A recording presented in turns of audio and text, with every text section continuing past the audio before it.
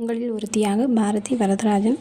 ரொம்ப ஒரு அற்புதமான புக்கை பற்றி நம்ம பார்த்துக்கிட்டு இருக்கோம். நீயே உன்னை சந்தி, இங்கிலீஷில் மீட் யுவர் செல்ஃப் அப்படின்ற ஒரு புக்கு. ஹாரிசன் ஸ்வெட் மார்டன் அவர்கள் எழுதின புக்கு இது.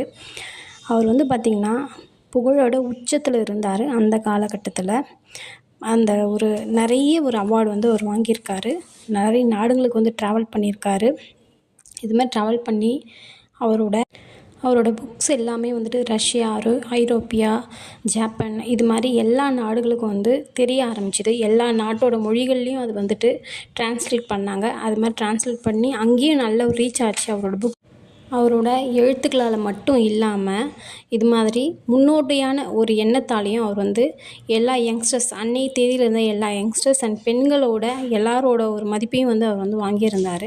இப்படி மனித குலத்துக்கே ஒரு நல்ல ஒரு விஷயத்தை புகுத்தக்கூடிய ஒரு மனிதர் பார்த்திங்கன்னா கௌரவ பட்டம் இதெல்லாம் கொடுத்து இந்தியன் இதுவே அவருக்கு கௌரவிச்சிருக்காங்க.